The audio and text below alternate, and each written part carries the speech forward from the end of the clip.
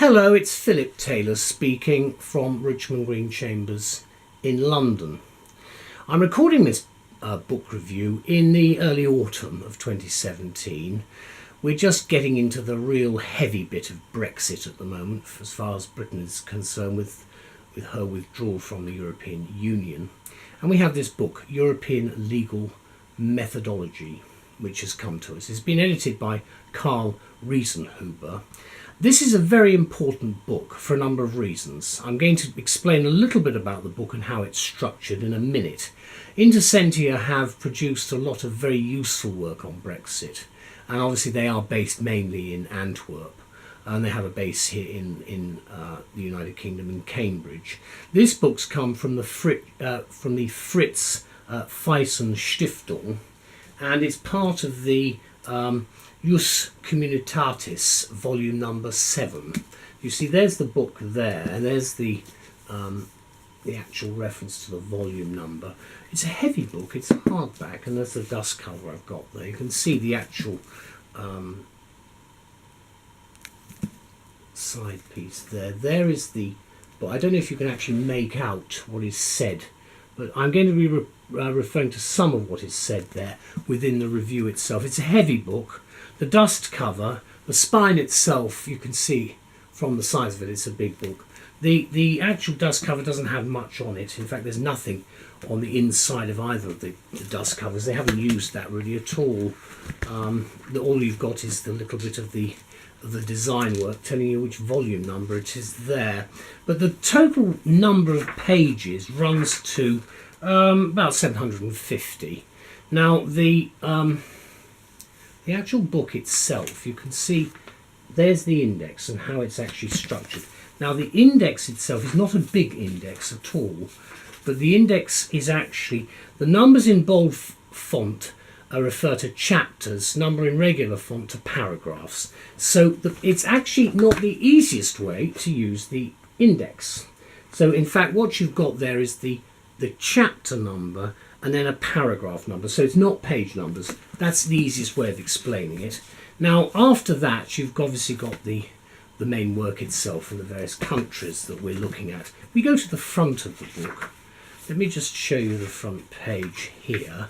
There is the Stiftung mentioned. Stiftung is German for foundation. There's the Stiftung mentioned there. There is the actual front sheet. And then after that, you've got, because this is part of a series, you've got a series preface explaining the role of European unions becoming more and more central. That's from Stefan Grundmann in Berlin in spring 2014.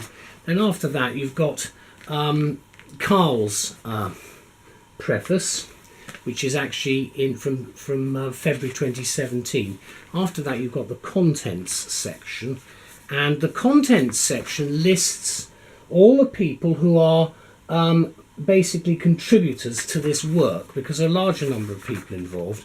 Now you can see here it's split into parts: foundations, general section, and then a special section, and each one has a number effectively of chapters: sources of law, primary and secondary legislation, law rather, for the EU, effects of the national and member state. That's an important area for us in UK. Then the methodical issues in selected branches, then in case law, and then the national perspectives of the various countries he's picked to look at.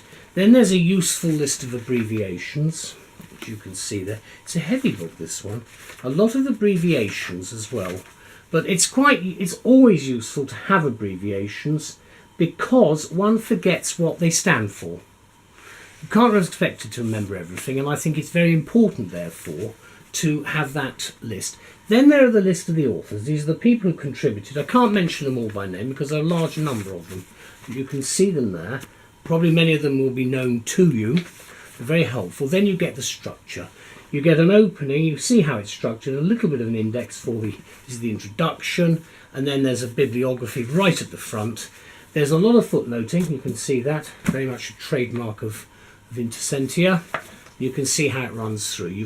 You've actually got the paragraph numbering. The numbers are emboldened, as I said about the index, and then you've got the various subheadings and parts, and it runs through on that basis. It's a logical structure. The bibliography, though, at the front, then the introduction, and then the basic stuff, and then, where appropriate, conclusions. So that is the book. Now, I found this an important book. I saw it and said, that is a book we definitely ought to be considering to find out what it's all about and what the purpose of this work is, because it's fascinating as a piece of European jurisprudence given to us by 35 experts.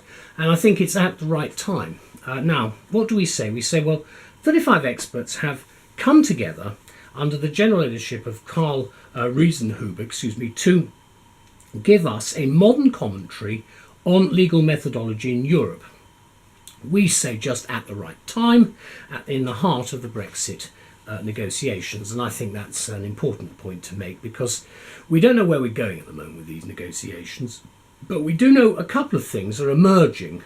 Probably the legal stuff is going to be extremely tricky to deal with, because obviously politics comes into it, but the legal framework that has been created with EU law is something that is going to obviously stay with us, but we need to think about the methodology. So what Riesenhuber does, he begins his preface to the English edition of this work, because it's been published in German as well, suggesting the publication may seem rather untimely.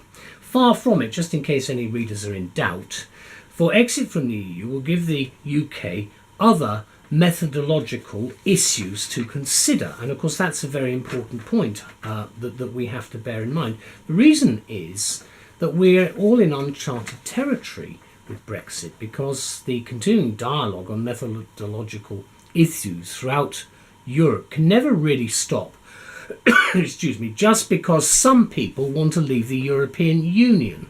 And the fact is we've still got those structures and views in place, and they're not going to suddenly change overnight.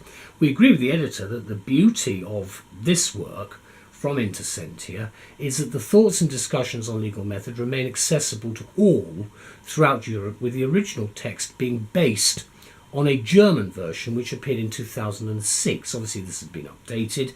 It's a special edition in English to take account of the state of law as Karl found it on the 31st of January 2017. And as the experts say, EU law is an autonomous legal system which requires its own methodology, independent of the national traditions of the member states. One of the reasons, perhaps, which is why the UK is leaving.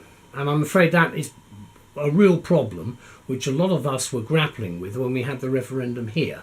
I've always been known as a Remain supporter. I've now recognised Brexit is going to happen, and I'm not happy with it, but that's the way it is, and we just got to get on with it. Now, as the contributors give us elements of a genuinely European legal method, discussing the foundations of European legal methodology in Roman law and in the development of national legal methods in the 19th century, as well as economic and comparative backgrounds, I think that's extremely helpful. The core issues, of course, of legal methods used are scholastically analysed very well here, and they include the following areas, which I'm going to list because they're actually in the chapters, or what we would call the chapters in the structure we have at the front. That's the sources of law, the interpretation of primary and secondary legislation throughout the EU, the concretisation, a bit of an unfortunate word there, of general clauses, that's the forming, if you like, and the effectiveness of them, and the judicial development of the law. In other words, it's giving us the stability.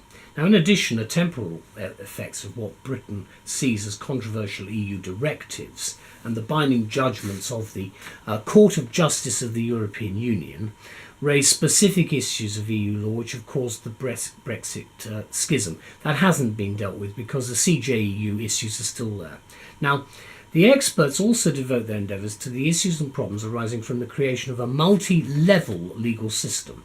Now, that's an interesting development from what I thought was the original just all-purpose system. It's a multi-level legal system which makes much sense but with little political agreement to date.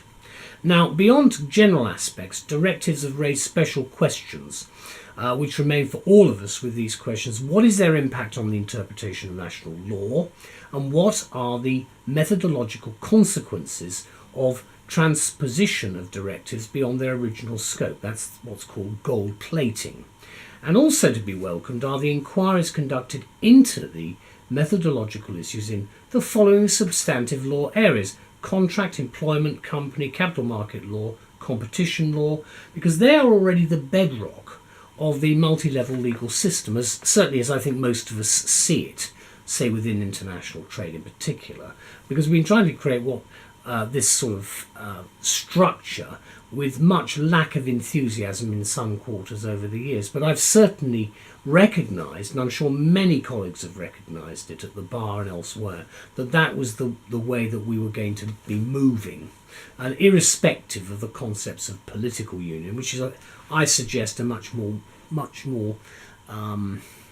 it's a wider issue for the politicians. Now, what we get here is the editors and the contributors illustrate the general aspects of European legal methods with a view to specific applications. They also reveal specific issues of methods which occur in these areas. And of great value, I think, is the examination of the legal methods covering the national perspectives. That's in the last chapter, of the different member states, specifically France, Germany, Italy, Poland, Spain and Britain.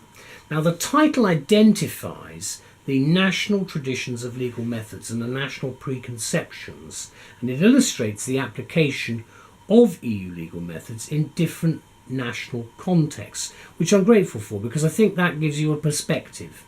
But it will be a boon, I think, for all studying and watching the biggest challenge to the EU, which it has faced so far with Brexit.